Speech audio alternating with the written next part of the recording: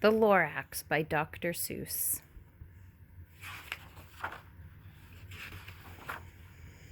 At the far end of town, where the grickle grass grows, and the wind smells slow and sour when it blows, and no birds ever sing excepting old crows, is the street of the lifted Lorax. And deep in the grickle grass, some people say, if you look deep enough, you can still see today, where the Lorax once stood just as long as it could, before somebody lifted the Lorax away. What was the Lorax? And why was it there? And why was it lifted and taken somewhere, from the far end of town where the grickle grass grows? The old Onceler still lives here. Ask him, he knows. You won't see the Onceler, don't knock at his door. He stays in his lurkum on top of his store. He lurks in his lurkum, cold under the roof, where he makes his own clothes out of muffered moof. And on special dank midnights in August, he peeks out of the shutters, and sometimes he speaks and tells how the Lorax was lifted away. He'll tell you, perhaps, if you're willing to pay. On the end of a rope, he lets down a tin pail, and you have to toss in 15 cents and a nail, and the shell of a great-great-great-grandfather snail. Then he pulls up the pail, makes a most careful count, to see if you've paid him the proper amount.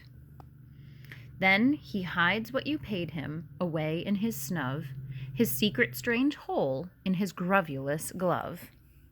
Then he grunts, I will call you by whisper-mophone, for the secrets I tell are for your ears alone.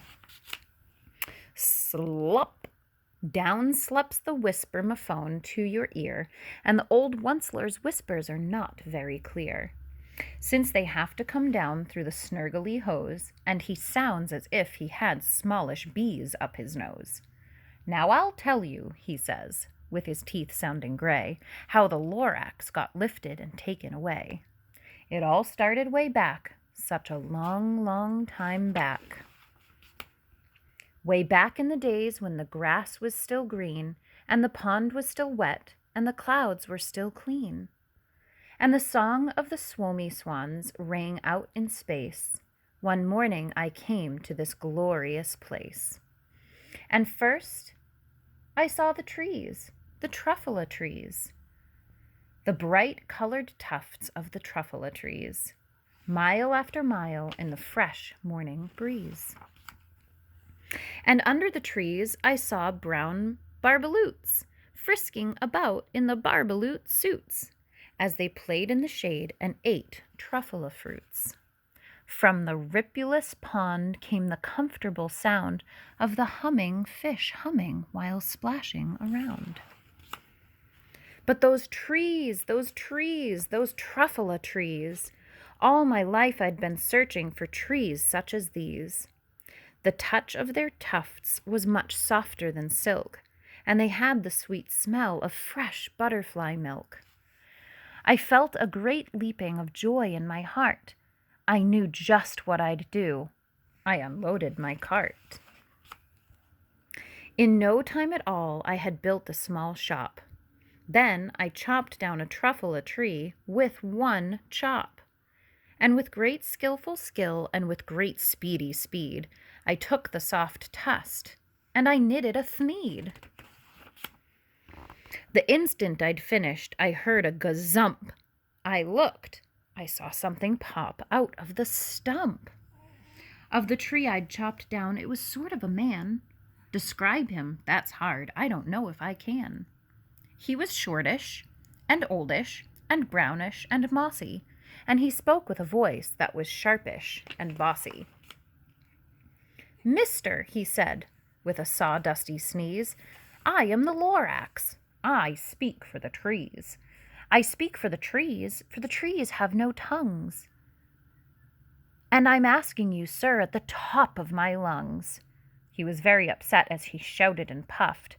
What's that thing you've made out of my truffula tuft." "Look, Lorax," I said, "there's no cause for alarm. I chopped just one tree. I'm doing no harm. I'm being quite useful. This thing is a thneed. A thneed's a fine something that all people need. It's a shirt, it's a sock, it's a glove, it's a hat, but it has other uses. Yes, far beyond that. You can use it for carpets, for pillows, for sheets, or curtains, or covers for bicycle seats." The Lorax said, "Sir, you are crazy with greed. There is no one on earth who would buy that fool thneed." But the very next minute I proved he was wrong, for just at that minute a chap came along, and he thought that the thneed I had knitted was great. He happily bought it for $3.98. I laughed at the Lorax. "You poor stupid guy. You never can tell what some people will buy." "I repeat," cried the Lorax, "I speak for the trees." "I'm busy," I told him. "Shut up, if you please." I rushed across the room and in no time at all built a radio phone. I put in a quick call. I called all my brothers and uncles and aunts, and I said, "Listen here. Here's a wonderful chance for the whole Onceler family to get mighty rich. Get over here fast. Take the road to North Nitch. Turn left at Weehawken, sharp right at South Stitch." And in no time at all, in the factory I built, the whole Onceler family was working full tilt.